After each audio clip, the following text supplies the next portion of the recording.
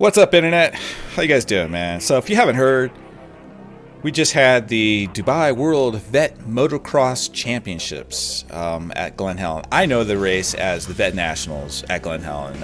As far as I know, at least in recent history, they have it annually every year, September, October-ish, and they always have it at Glen Helen. And basically, it's just a bunch of old dudes from around the world getting together, talking about wrinkles on their face and scars. And remember that race 20 years ago? And actually, I'm kind of making fun of it, but I think it's actually pretty cool. I want to go to it one year. I've never been to Glen Helen. It'd be cool to ride Glen Helen and it's Vet Nationals. So yeah, I would do it.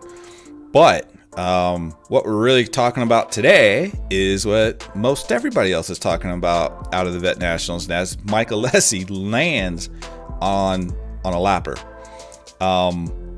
A lot of people say that this was, completely avoidable.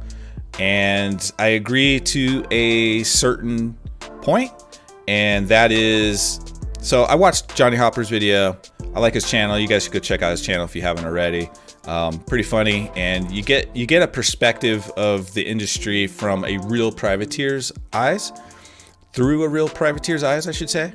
I also watched Steve Mathis' video from Pulp MX.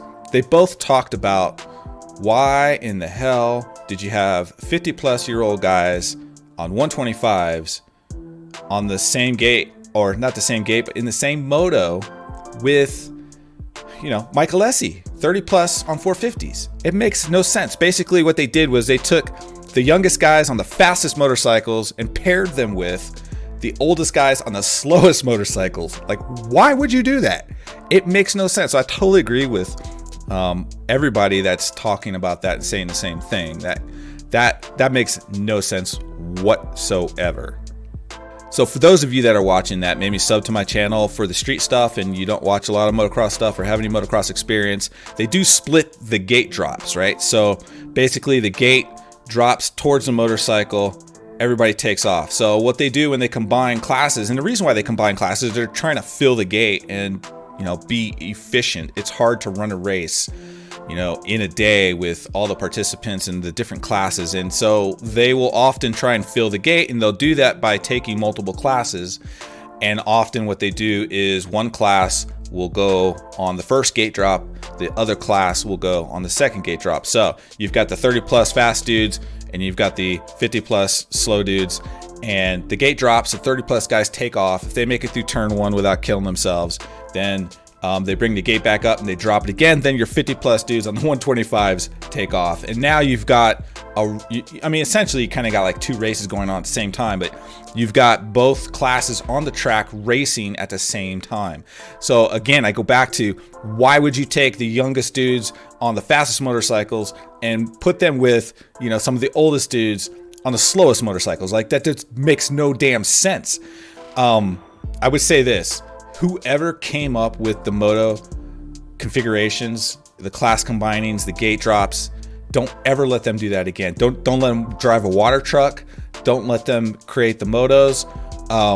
Find another job for them. Like, make them like a gate sweeper or something. I think they've got I think Glen Helen's a dirt start. I'm pretty sure it's a dirt start. So you don't even have a gate sweeper. I don't know. Find them something to do.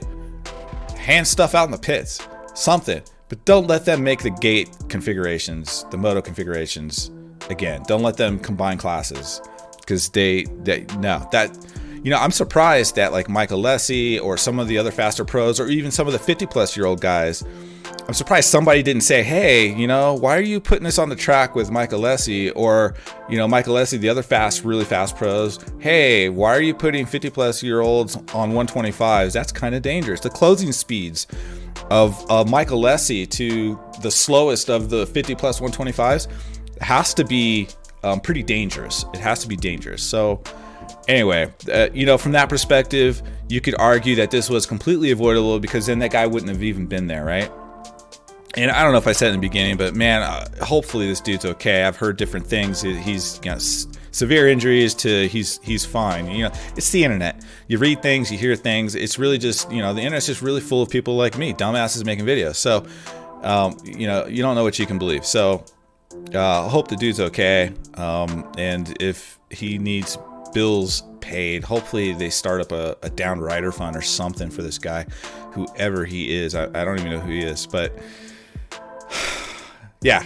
So that was problem number one, that gate configuration made no sense. All right, problem number two. I don't think, like, I've heard some people say, oh, it was a blind jump, and it may very well be a blind jump. I've never ridden the track. I wasn't there. The jump face does look big enough that you can't see on the other side. You can't see the landing. So you're taking off blind. And okay, that's fair. But let's look at a couple of still photos from video footage from Motocross Action's take on not just what happened with Mike Alessi, but they made a video about the Vet Nationals. Mike Alessi and this crash was just part of that. But let's take a look. I think this photo is very telling. So I think this is from a Motocross Action magazine photo picture taker guy. And you can kind of see everything from the back, right? And at this point, you can see that there's a flagger, and he's giving the 50-plus-year-old on the 125 the blue flag to tell him that you're getting lapped, right? That's what the blue flag means. He's getting lapped.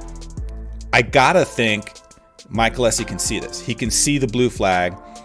I think that he at least had an opportunity to see there's another rider there.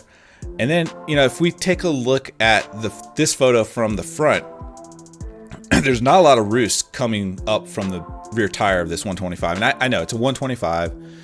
It's in the middle of the track, and that's the other thing I want to point out. He's more or less in the middle of the track. And I'm going to come back to that because there's something troubling in Mike Alessi's post-race interview. He said that I'm just not seeing it. Like, his words in the video, they don't line up. I'm not trying to throw shade on Mike Alessi, and I'm not going to jump into the whole Alessi family and bring up all his past drama, because there's a ton of it. And let's face it, if you've been around the sport, you've been a fan of the sport for a while, the Alessis were like the TLC. You've seen that channel, TLC? All those reality TV shows? Mike Alessi, and not just him, but his dad, his brother, the whole family, they were like the TLC of motocross for like a decade or whatever. And I'm not going to jump into all of that, but there's a lot of history, drama around the Alessi family in motocross.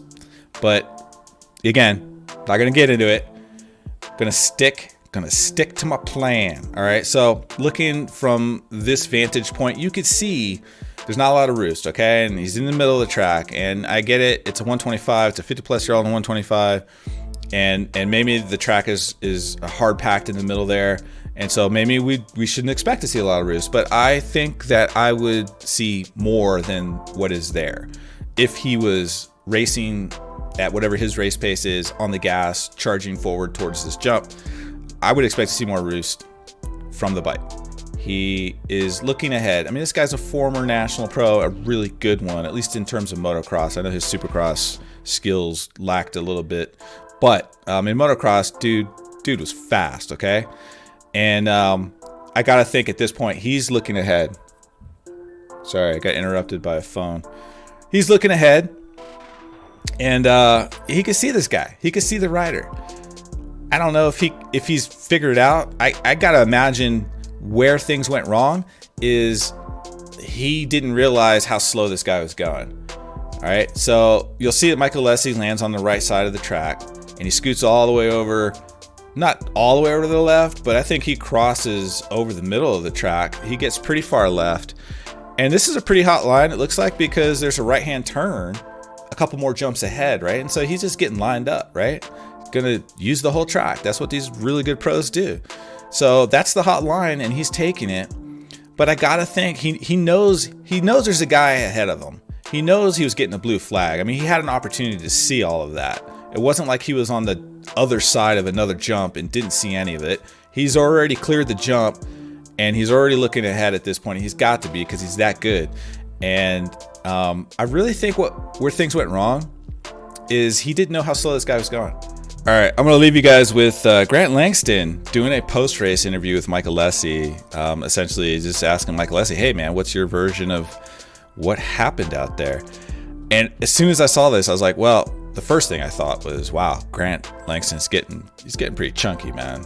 He ain't missing any meals, but, that's the retired life, I guess. And then the next thing that popped in my head was, oh my God, do you remember that race with Mike Alessi and Grant Langston years ago?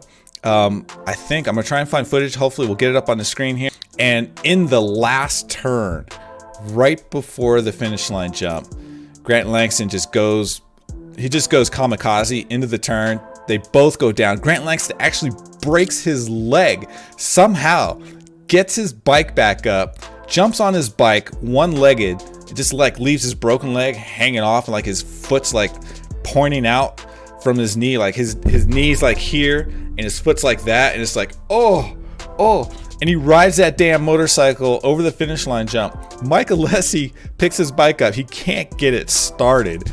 And finally he decides, I'm going to try and push. And it wasn't a big jump, but I mean, just imagine, you know, back then he was a little kid, like probably 120 pounds soaking wet, pushing a 250F, even up a small jump face. That's a tall task, especially after they just raced a whole moto 30+2. Woo! I don't think he ever got the bike over the finish line. And the big controversy was the transponders that actually count him finishing that lap were just beyond the point where he got the bike, you know, and he was, I felt bad for him actually, to be honest. He's all celebrating. I did it. I pushed it over the line, and they're pretty far ahead, so I don't think he lost a lot of spots if they would have counted when he actually got the bike to the checkered flag. But you have to actually get it past the checkered flag. Apparently, you got to get it to the little transponders on either side of the track, so it actually counts. Oh man, there was just, you know, so much drama. But you know, I'm sitting here watching Grant Langston interviewing Mike Alessi. I'm like, remember that race?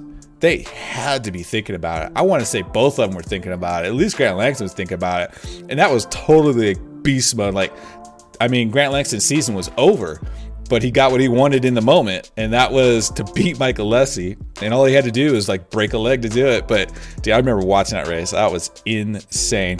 Anyway, there you go. That's what I got. That's my video. Just a dude on the internet making videos, talking crap about whatever I want. Woohoo! Keep the rubber side down, guys. We'll see you in the next one. Bye.